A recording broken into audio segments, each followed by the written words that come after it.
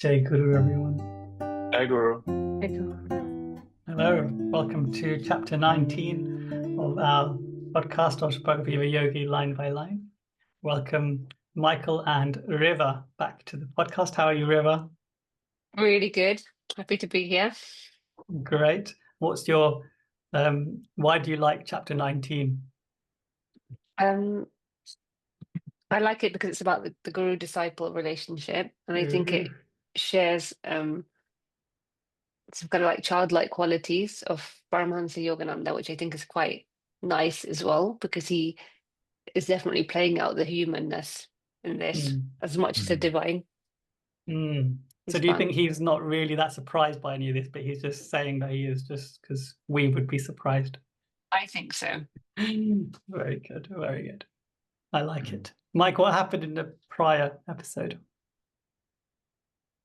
Yeah, quite a bit actually. So we have Guruji going to college now in Serampore and no longer in Kolkata.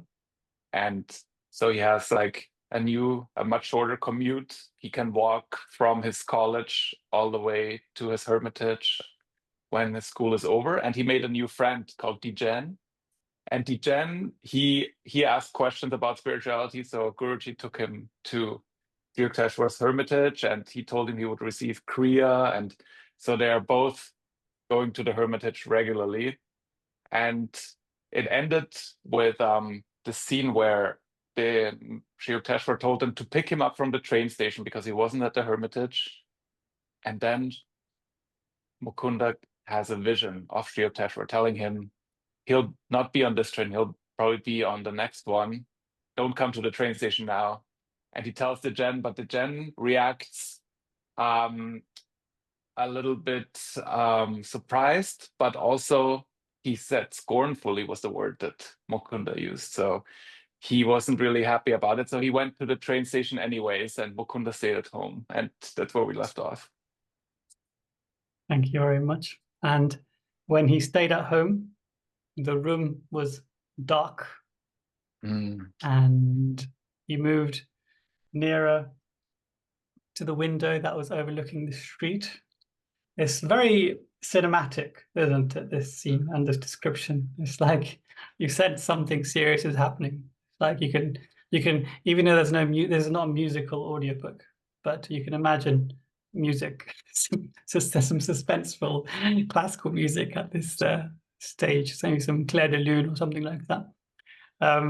The scant sunlight suddenly increased, and there was an intense light. And he mentions that the iron bars on the window completely disappeared. And we know that this is like almost brighter than sunlight, he's saying. And it's like, I don't know if you've ever seen like, welding torches, or like when you on a train station when there's a spark and you see that flash. It's like that pure white light, which contains all the wavelengths. This is the kind of light that I'm imagining, because he says that it was dazzling. It was amidst this dazzling background that appeared the clearly materialized figure of Sri Yukteswar. Magic. This is the first of two times this kind of happens, right? Because this time Sri Yukteswar is still in the physical form, in like maybe 10 miles away in Calcutta from Sirampur, and then a few chapters later in the book he comes from the astral back, doesn't he? From Hiranyaloka back. So it kind of has the same kind of feeling, right? But obviously the difference is time. I suppose Mukunda's a teenager still in this time, and so he's playing this role differently compared to when he was a Swami later on, and he'd gone to America and come back to India. And he's somehow double blessed because he gets this telepathic message a few paragraphs above, and now he has the full vision of Sri Yukteswar above him. I wonder what I don't want to say the word unlocked, but why this happened. Is it maybe because he listened to the message that came to him earlier, that he saw it as something that's real and not just maybe something he was imagining? Why this happened as in why he received this vision, or why Sri Yukteswar did? Yeah. Yeah, it's because it's kind of a reward or a blessing in some sense, right? When your guru appears in front of you, isn't it? I wouldn't know. Reva, would you know? No, not yet. But I did.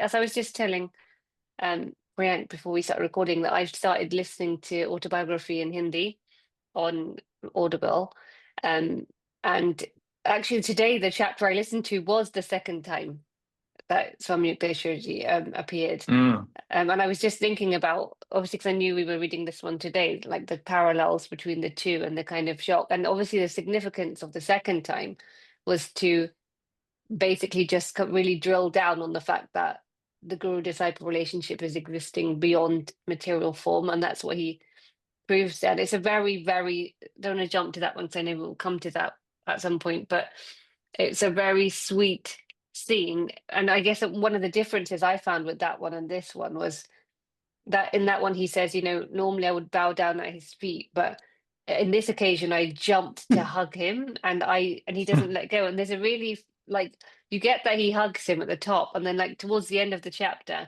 Swami Yukteswar says, would you mind like loosening your grip a bit? And he says, and it's really funny because I was listening to this in Hindi, but even though it's in such like kind of Shuddh, pure Hindi, there's some words that they can't write in Hindi. So in the middle of it, he says, my like octopus like grip. I thought I loosened a bit. I was like, oh, so there's not a word for octopus in Hindi.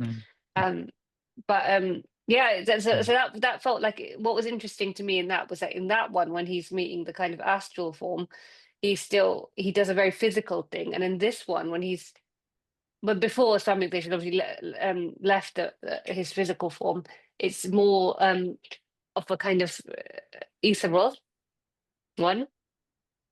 Nice. Very good. Very good. Thank you. I'm glad you read that one. I was like, oh no, I didn't have time to read the other chapter. I'd love to have. No, it's so weird. It was the one I read today. It just happened coincidentally. And would you mind sharing the Hindi description of that section? I don't think I would be. If people want to understand it, then probably not. But it was. I really recommend people listening to it in Hindi, because it made me think. So obviously I've read. Sorry to digress here, but I'm sure we've all read autobiography, right? Several times. But actually, you squeeze more out of it by listening to it in another language. It's quite an interesting one, because obviously Mukunda's native tongue, Bengali, Hindi, is obviously much closer than any language in Europe and the West, i.e. English, but he wrote it in English, right? Yes, so, I was thinking the same thing. I was literally thinking that actually this is not is it? Like, it's so weird, right? Because there was one bit when I was listening to it, and I was like, actually that translation's not quite right. Like it was a story, quick digression, but it was a story about the baby deer. And in that, basically it's translated so literally that in the story, he says, when he's talking about the deer dying, then he says, he describes it as the baby of the deer. But then it kind of sounds like he's saying not the deer didn't die, but the deer's baby died. But obviously I knew that wasn't true. It was just, obviously he was describing it in a different way. But if you weren't to know, that's like a misinterpretation of it. Interesting. Very interesting. I think the reason the Hindi explores realms that, the English one may not, is because the Hindi language is quite similar, or is obviously a derivation from Sanskrit. So when we hear some of these important concepts described in Hindi or Sanskrit with Sanskrit words, like later on in this section, we're going to go to I bowed down, right? And in English, it sounds okay, but in Hindi and Sanskrit, it's like, it's like a mantra. It is a mantra. We've got some, kirtans just based on those words, like, Yogananda Sharanam, Namo Namaste, to bow down, essentially to bow down to Krishna as well. So when you get closer to the Gita or the mantra or the seed vibrational sounds, then there's much more of a connection. So even though Guruji wrote it in English, I think we can actually glean something a little bit more spiritual, perhaps, if we can understand Hindi and Sanskrit, and we can read it. And obviously Lauren is not here, but she's learning Hindi, and this is probably one of the reasons. She's like, I don't want to, I'm going to reveal this while she's not here, so she doesn't tell me off. But she said, I don't want to go to India until I can speak a little bit of Hindi. You know, I want to be able to speak. I want to be able to speak and understand what people are saying to me. I was like, that's very sweet. But yeah, it's going to be tough. But she's not one to sidestep a challenge, is she, Mike? Very good. Okay, so the next line, that was a good digression. The next line is bewildered to the point of shock. So he's completely awe-stricken, isn't he? And we know, I want to bring in some Shakespeare here. Oh, okay. Well, there's a strong theory amongst self-realization fellowshippers that that Shakespeare, Yogananda was Shakespeare in a past incarnation. So if you remember the play Macbeth, something similar happens, right? He sees apparitions, he sees ghosts, he sees like bloodstained daggers, and he sees kind of things, and he gets really, really shocked, right? And Mukunda here, he's obviously not seeing something as dramatic or as negative as poor old Macbeth did after he was swayed by the evil witches. But he equally is in a state of shock because here Sri Yukteswar is obviously appeared completely out of the blue, and he must be thinking, is it real? Is it not real? And then he describes it later that, like, for example, he rose to his chair and knelt before him with the customary gesture, greeting the Guru's feet at the Guru's feet. He touched his toes, and he describes it. He says, the pair of shoes were familiar to me. They were orange dyed and laced with rope. His cloth brushed against me, he says. I not only remember the texture, but also the grittiness of his shoes. And this is why I think he's gone to this detail, because he wants to tell us that this isn't a Macbethian apparition, which is just the witches playing on his mind or his psychological internal struggles. This has actually happened. This was actually physical and real.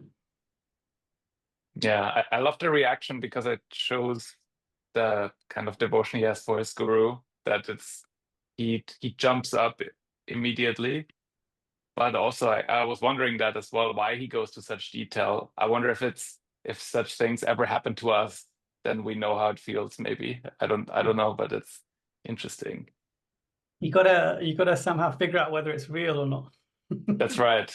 If it doesn't feel real, I'm not taking it. Yeah. But then what is real? That's right. This is all a dream, right? So even this was a dream. So that, like in Macbeth, if that actually happened to Macbeth historically, I know there was some historical basis, but if that actually happened to a king back then that was a dream of his own creation within the dream of God's creation. So yeah, it's not that far flung. Welcome, Lauren, back. So he says, he rose from his chair and knelt before him. He says, with my customary gesture of respectful greeting at my guru's feet, I touched his shoes. I think I want to just pause here.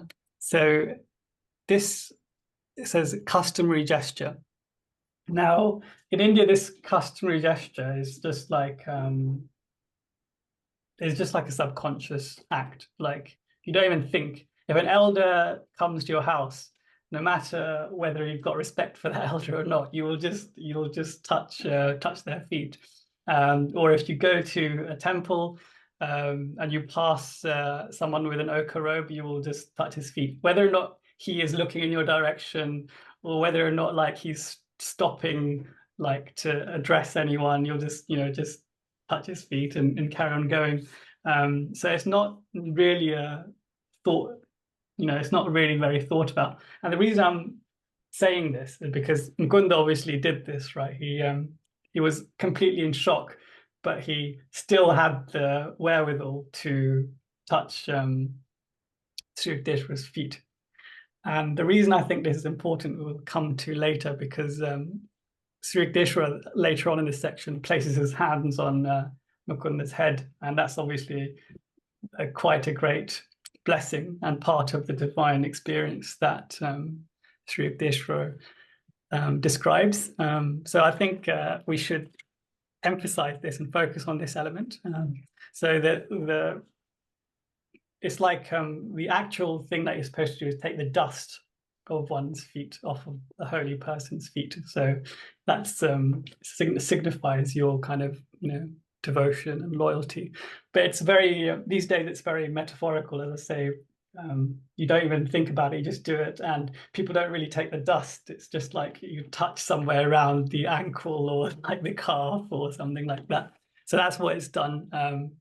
But the fact that it's such a habit and that it's so good, because Mukunda actually got to experience what he experienced in this section, and the blessing like was extended later on, as I described with when Sri Yukteswar put his hands on Mukunda. So yeah, don't miss the opportunity of a blessing. Essentially, if you see a spiritual person, get into the habit of bowing down, Yogananda Sharanam. Yeah. So this I've got a reading here, which hopefully Reva can read out from God Talks with Arjuna, just a very short and sweet section about this concept. Yeah, so constantly absorbed in me, bowing low with adoration, fixed and resolute in their high aspiration, they worship me and ever praise my name. So stanza 14 refers to the devotional path. In Hindi, we call this bhakti. The mind and heart of the bhakta, immersed in God's love, are always intent on him. Every thought and action is grasped as a new opportunity to love and worship him. Through their love emanating eyes and actions and the magnetic bliss of their silent devotion, they draw other souls unto God. The Lord is glorified by the eloquence of such an exemplary life. There is no other way to praise him. Very sweet section. That's from chapter 9, where Krishna is describing how a devotee behaves, and pretty much how Mukunda behaved here. And I think this is something that we should take from this section. Well, I will anyway. So not just to do it metaphorically as we kind of do these days, but to actually do it. And we obviously, a lot of people kind of do this when they bow at the altar before, you know, in SRF, when you go to the center and the pictures at the front, and people will very sweetly bow down and touch their forehead to the ground. And yeah, like yeah, I think one chapter in the autobiography that we went through that kind of I always have to think of is the one where he gets lost in the rice fields, and that I don't know why, but somehow before that I kind of thought bowing before your guru is more like something that you do out of respect, like you shake someone's hands, but it's much more than that, right? And in that chapter, it was like if you don't do it, it's it also has a negative effect. So it's a very powerful gesture, and every time you do it, I feel like there's probably blessing coming from the guru onto you. So I think my attitude is I can never have enough blessings. So then there's always never a reason not to do it. Definitely. So then he describes touching the actual feet and the, you know, and the pressure of the toes within the shoes. So it's a very detailed description of the experience. And as we said, we think it's to distinguish between Macbeth syndrome versus reality. Well, I think that. The next section is that he was so astounded that he couldn't say anything, but he stood up and gazed at him questioningly. And he said, and Sri Yukteswar responds straight away. He says, I was pleased that you got my telepathic message. Master's voice was calm and entirely normal, as if this is just a pretty standard thing that's happening.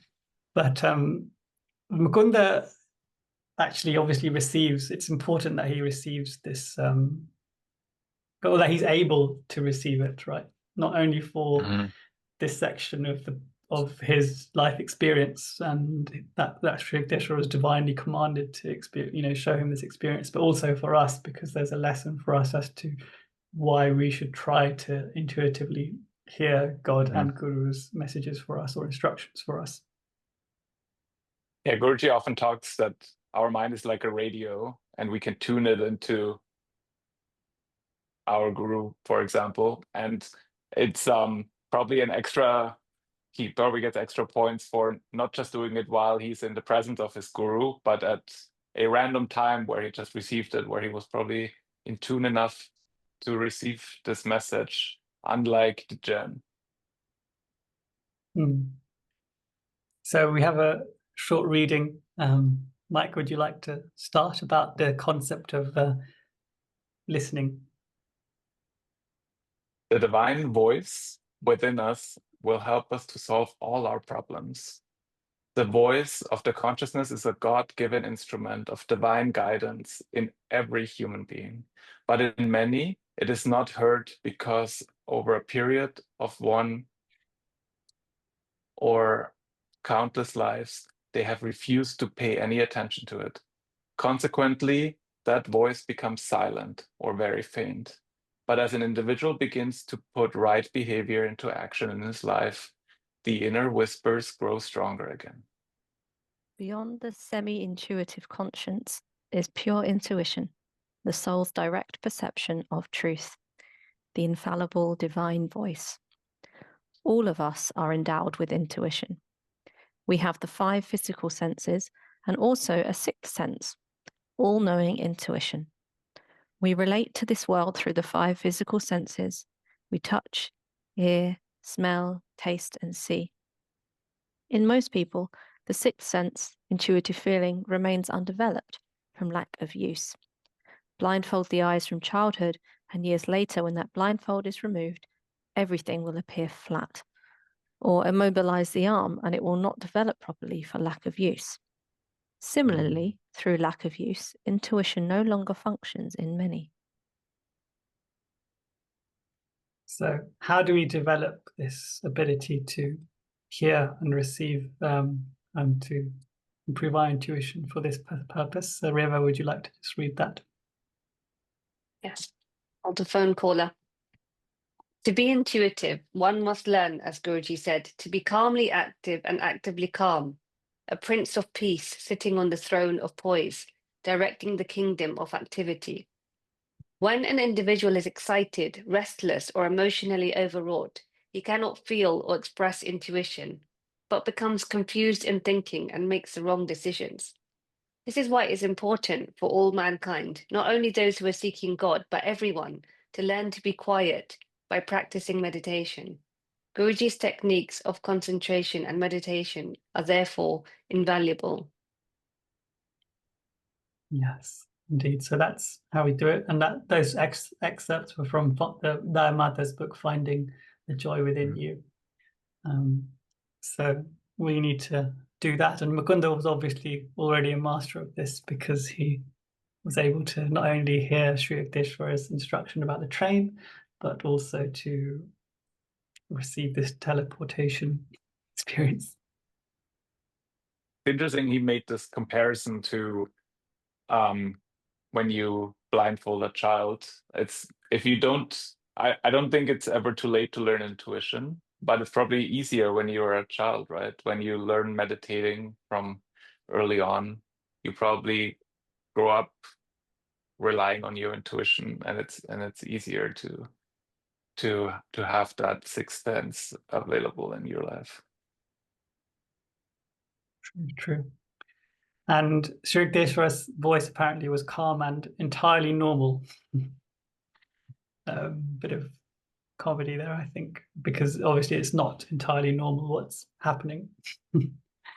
So Sri Yukteswar carries on and he says, I've now finished what I needed to do in Calcutta, and I shall arrive in Srirampur by the 10 o'clock train. So Mukunda is still a bit somewhat dazed, and he still stared mutely at him, as if Sri Yukteswar is kind of not to pretending, oh, this is just a casual thing that's happening, as if to say, nothing to see here, nothing out of the ordinary. I'm just telling you what information you need. But Sri Yukteswar ignored that, apparently, ignored Mukunda's astonishment and awe-strickenness. And he went on and he says that this is not an apparition, but my flesh and blood form. I have been divinely commanded to give you this experience, rarely known on earth. I have been divinely commanded to give you this experience, rarely known on earth. Well, we know, I think we could have guessed that this experience is rarely known on earth. Just probably by our own personal experiences and what we've read. But why do you suppose that Sri Yukteswar has been divinely commanded to give Mukunda this experience? I think to share it in this book. Sorry, you go. No, I was kind of just scrolling back a bit to. I think that's right, to share, for people to have faith and to strengthen that relationship. But what I thought was interesting is that actually Paramahansa Yogananda doesn't say anything in this whole thing. He's just staring. So he's staring mutely, gazed at him questioningly. So he doesn't actually say anything. So, but Sri Yukteswar is just speaking, but he's answering. But even in that, in his answering, he's answering what Paramahansa Yogananda is thinking. So even that is telepathic, right? Even if you just think about, this is not an apparition. It's Guruji doesn't actually say, is this, and what is going on? But do you know what I mean? I think even in the kind of, on both the macro and micro level, it's showing that he's mind reading him, or he's above understanding his thoughts. So go on, Mike. I was just wondering, why make the distinction? Because for me, the apparition would be a miracle as well. It is, but I wonder if that is because if people read that in the higher ages, they will get used to it. Maybe having a vision will be less of a miracle, and having his flesh and blood in front of him will be more of one. But for me right now, both of them would be miraculous. True.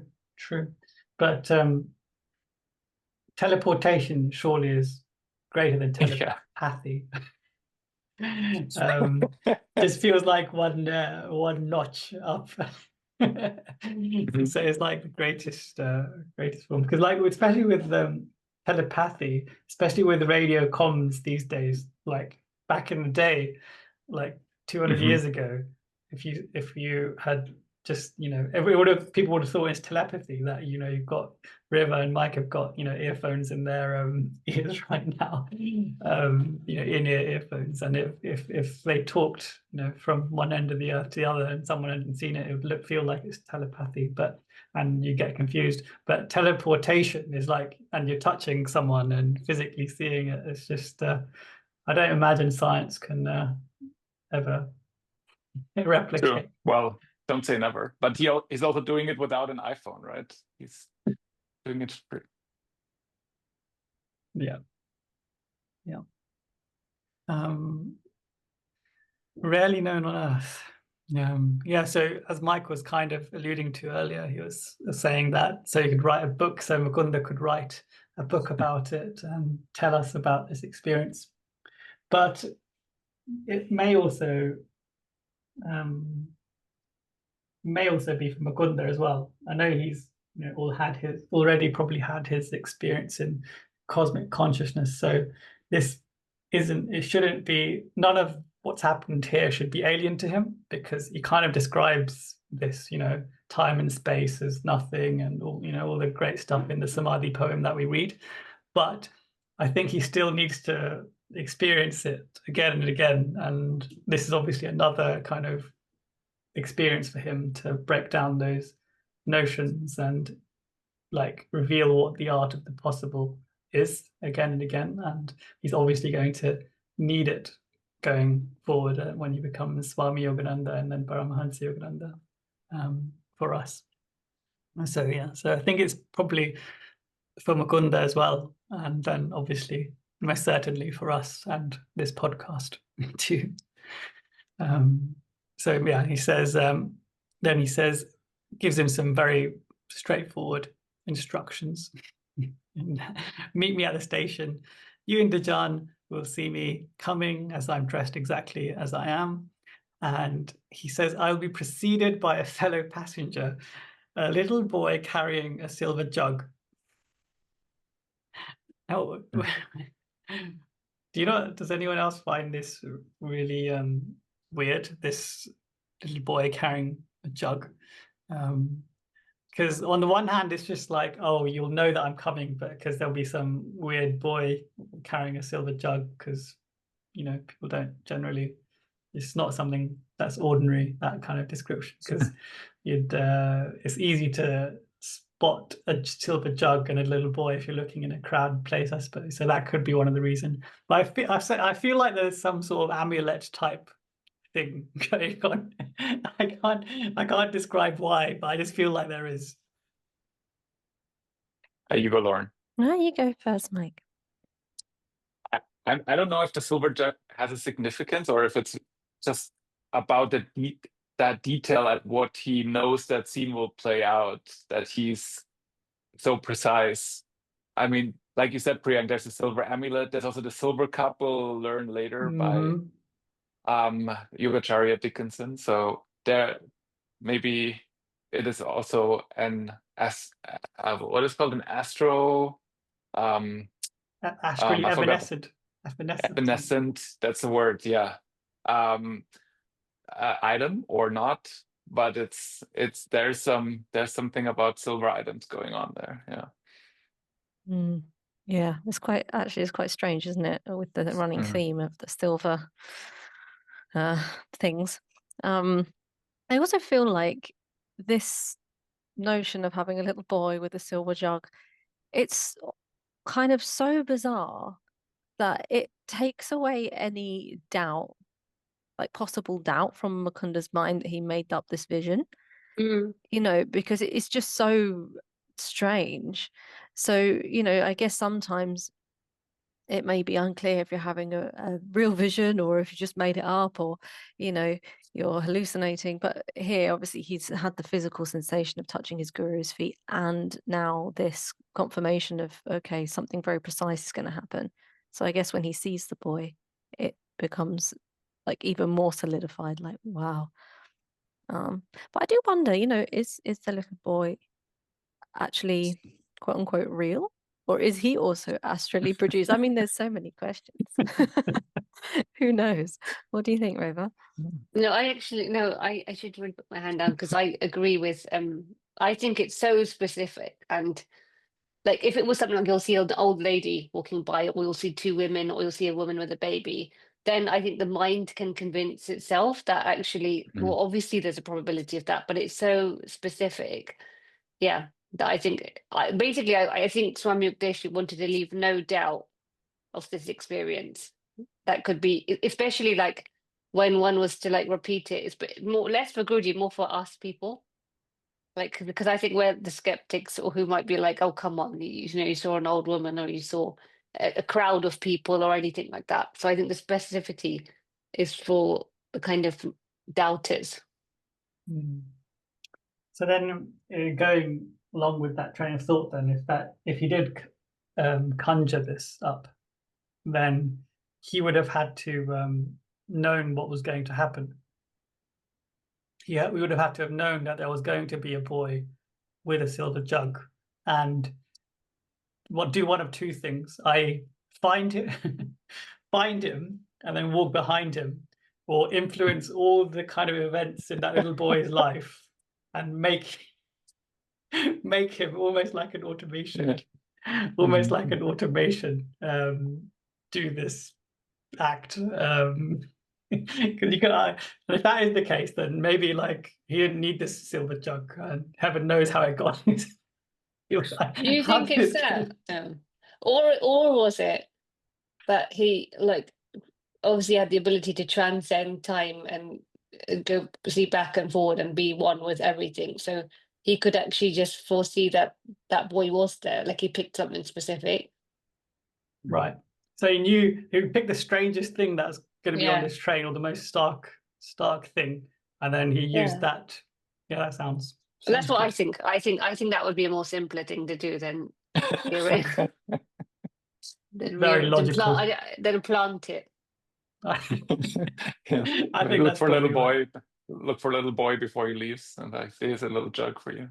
Yeah, it's very good that we have people like Reva in, very simple explanation Simple. of something that I'm obviously making crazily complex when it probably isn't, and coming up with these wild theories that have really no place in this simple explanation.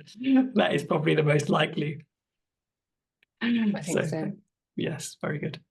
Then this is a very nice bit. So he's finished instructing giving him the instructions and what's going to happen and the prophecy and all this stuff. And then my Guru placed both hands on my head with a murmured blessing. And I mentioned earlier that it's the custom is to touch enlightened master's feet or a Swami's feet, and the part of that, there's a transaction that happens. So part of that is that you receive an instant blessing, similar to when you say Babaji. Guruji says in the book, the name attracts an instant blessing, even mere a repetition of the name. And this same thing happens here when you touch the feet of a holy person. Or someone that is able to grant this blessing. So on a very simple level, what happens in India is if you touch your elder's feet, like your grandmother's feet, that you may not have seen for a little while, the first thing she'll say is, may you live to 100 years. It's a very simple blessing. But here, obviously, we don't know what Sri Yukteswar's blessings were, but they would obviously probably not have been as mundane as a long life. They probably have some deep spiritual meaning for Mukunda, but we're not privy to them, unfortunately. Just a murmured blessing. But what does this word mean after that? Sorry, Mike, I was going to say what this, I don't even know how to pronounce it. Is it that Dalbeasi? What does that mean? And what language is that? So that is apparently in Bengali as a footnote. It says that it just means then I come, i.e. goodbye. Dalbeasi is the Bengali. So that's after, that's a goodbye. So that goes after the blessing, which is what we're talking about now. Yeah, Mike, you were saying? That's his version of Teradanda Uta. Sri Yukteswar out. Is that what you were going to? We were not going to say something more on that about the blessing. I was just going to say this is the ultimate darshan experience, right? I really do think so, because can you imagine how amazing this must have felt? Just to have your guru touching both his hands on your head. It's just like the ultimate in physical experience you can have, that's linked to, like, so obviously linked to a spiritual thing, isn't it? I think it's so meaningful as well in the life of a devotee, because for us who have a guru who's no longer in the body, and we have this connection with him that is like devotion in front of his image and reading about his life, but he's contemporary. They even live in the same town, right? And still this happens, and it's as meaningful as it would happen to us, right? It is a tremendous experience. Indeed. So yeah, as Reva said, Tabeashi. So it means goodbye, but it also apparently means then I come, which is like a hopeful. Guruji describes it as a hopeful paradox. In Gujarati, we have something similar. You don't say goodbye, you say avjo, which means come again. Yeah, come back. and we have it in come in not, I don't know about Hindi, but in like my husband's family are South Indian, and they say something which means like Bodvarno, which basically is like half Tamil and Kannada type mix, and it basically means I'll be back, or I'm coming back, because it's about the kind of uncyclical thing rather than it being like goodbye, or so it's also always coming back basically. So it's not, you're not actually saying bye. So it's more like positive way of saying it. What's the customary goodbye in Hindi? Isn't it customary like namaste? That's very traditional, orthodox, I think. Goodbye, isn't it like something like "Fir milenge" or something? No, but you don't really say that though, do you? No. No. Lauren, what do they teach you goodbye was? Yeah. We do Fir milenge at the end of our lesson. There you go. Like, see, bye. But yeah, maybe people don't use it a lot. I don't know. Well, you can, but that's it's a sweet thing to say. Because they milk there, which means meet again. Yeah, you could say it's just like it's just a nice way to close things. It's really sweet. Oh, chale. Yeah, that's Mike, true. you were saying, sorry? I have nothing to add to this conversation. Okay, nothing. Yeah. In German, they say Auf Wiedersehen, which also means upon we see each other again. Yeah. Nice. I like that saying.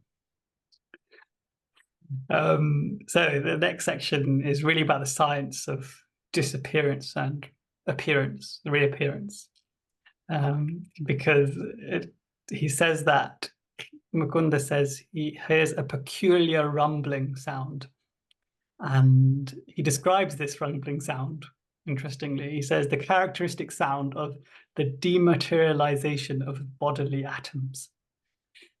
When we imagine things, we usually have to use our visual sense of imagination. But here we have to use our hearing or our hearing ability to imagine, because I kind of imagine this like a kind of electrostatic tumble lawnmower type, badly working lawnmower type sound, engine not really starting.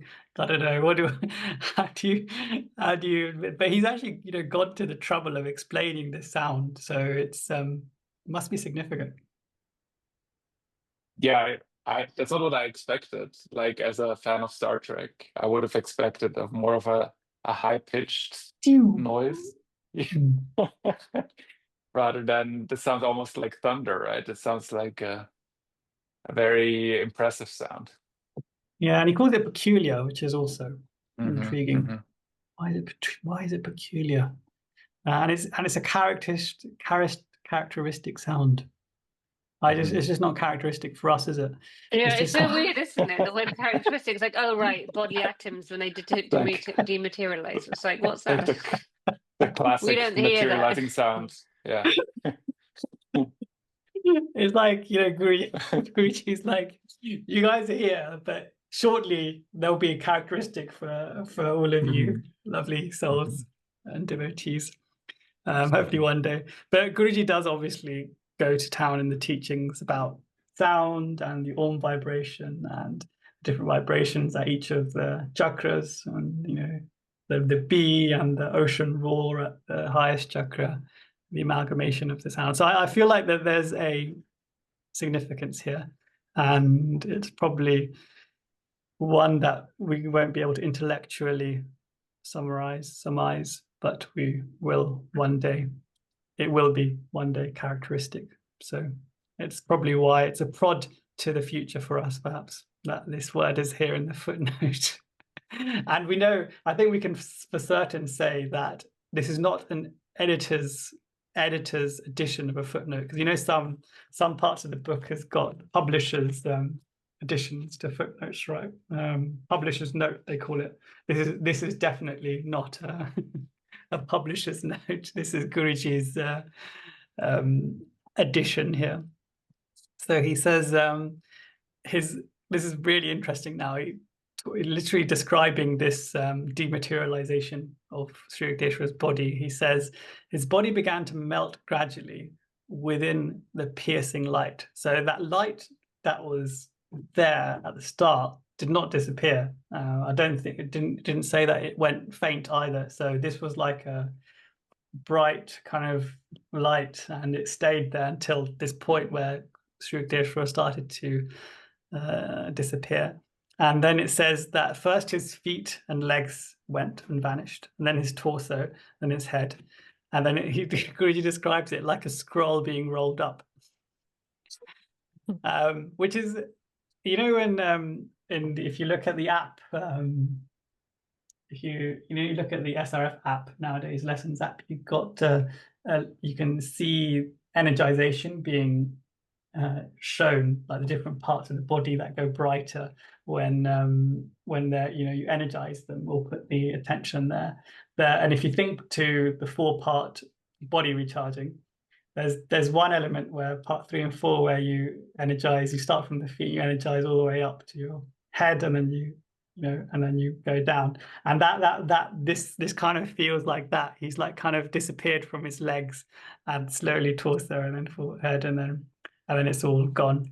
So it's really intriguing that he's explained, or he's put these details in, everything from like how Sri Yukteswar, how his physical form felt, and how it was familiar, to things like the little boy and the white silver jug amidst that crowd. It's just almost like a Where's Waldo or Where's Wally kind of experience.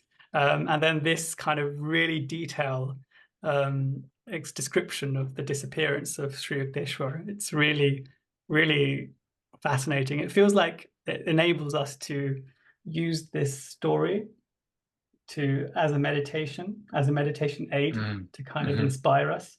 And I think this is another example where, if I'm doing another Sri Yukteswar commemoration service where you get to pick a reading, this is one that I would never have picked if I'd kept reading the autobiography multiple times. But now that we've done this deep dive, I think I may have to look at this and seriously consider this as the main reading, because it does help you to meditate, because it enables you to kind of use this as a kind of lever to realize how divine this Sri Yukteswar is, and how much there is to gain from us making this effort, and how far we are perhaps. So it's a real useful tool for improving our inspiration, I suppose.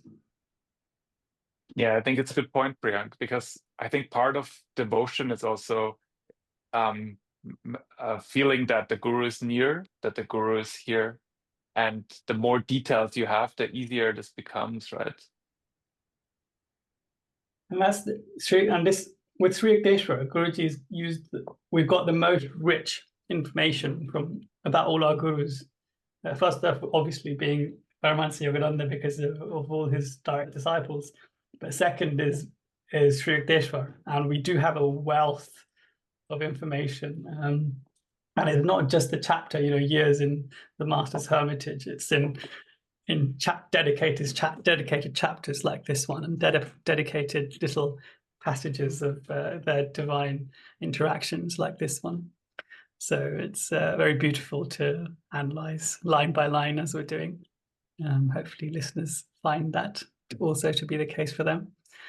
So he says, to the very last, I could feel his fingers resting lightly on my hair. So it really is a phenomenal experience, that hand touching. And this is why I made such an emphasis on Mukunda touching Sri Yukteswar's feet, and the blessing being very physical in the manifestation of him actually physically touching, Sri Yukteswar physically touching Mukunda's head, because we can also visualize this and we can also feel it, right? We can feel the sensations when we're meditating and we've got our attention at the Christ consciousness center. And if we're reading this before thinking about Sri Yukteswar, then we could probably, if we really try, feel this exactly as Mukunda is feeling it here. And that could be a really powerful tool for meditation, one that I'm going to try and see if I can feel Sri Yukteswar's fingers. So yeah, so it's a really lovely explanation and really beautifully timed in like provision of detail, I think. So then the effulgence faded, it says, and nothing remained before Sri Yukteswar but that window again and a pale stream of light. So now the bright light has receded and the pale normal light has returned. Back to the norm, back to the grind. So he says, I remained in half stupor, questioning whether or not I'd been a victim of a hallucination. And we think about poor Macbeth at this point. I don't know if Macbeth was that poor, but he kind of made some mistakes along the way. But it's a good point that he says if he's questioning now if it was a hallucination or not, right? And that's what he said earlier. Maybe that's why there were so many details, so we know he can convince his own mind that it wasn't, that was real. Yeah. And the details really bring it to life for us, isn't it? As a meditation tool, or just as a tool to dive a bit deeper into the devotional relationship between Sri Yukteswar and Paramahansa Yogananda. So that's the end of this section, Lauren. Unless anyone else has got anything to add on this section, Lauren can tell us what's ahead. We get the next part where Dijen enters the room, and there's a sort of discussion as to when Sri Yukteswar will come, and then they go to the station and they see Sri Yukteswar, and it's also about how Dijen doesn't have the calmness of mind to receive Sri Yukteswar's message. He was too restless. And then that is the end of the chapter. So we've got a little bit more left. It's been a lovely chapter so far, and I'm looking forward to diving in for the last part. It's such a good metaphor, isn't it? Because it really, that's the two type. Like when in the piece that I was reading, print that you sent me, which was like, if the mind is too restless, excited, restless, or emotionally overwrought, he cannot feel or express intuition. He becomes confused and thinking, makes wrong decisions. So like Dijen wasn't able to, but Paramahansa Yogananda was calm, and that's for us, isn't it? So when we will experience. When I was listening to that, I was thinking about some things in my own life, and I was thinking, yeah, I'm disconnected from my intuition when I'm right now, because I'm experiencing these other things. So it's a really good metaphor that you're basically cutting off your own intuition by being those things. Yeah. Very good point. Very good Don't point. be Dijen, be Guruji. Unfortunately, Dijen is my middle name. No. Just kidding. But it is really not more so than Mukunda anyway. I think so. I think mine. I think it's definitely mine today. But it's a just really today. So tomorrow's be different. Good positive attitude. I like it. It's a really good chapter though. Like you're right. All those visceral details. Like on this rereading of the book in Hindi, which Lauren, because you're learning Hindi, I think you should definitely do. I like it's really helping my Hindi, but I really learned how much of the magic of the book is in those like really, really visceral details, because you can't make it up. Yeah, It's not vague statements, is it? that's so true. That is so true. Like when he describes it in the chapters that are like, I really found, especially in this Hindi version, whenever there's food being described, like it's like so mouth-watering because it's like described like that. I think gets lost in translation in the English, but in the Hindi, it's like, oh my God, this is like, you know, masale dal aloo and all this stuff. Yeah, Dal and like aloo, yeah. there's the really beautiful sweets and everything that describes so nicely. Well, I guess Reva is hungry. It is dinner time, I suppose. On that note, we shall thank you for joining us. Thank you, Reva, this time, and to all our listeners. We shall see you all next time. Thank you very much. Jai Guru. Take care.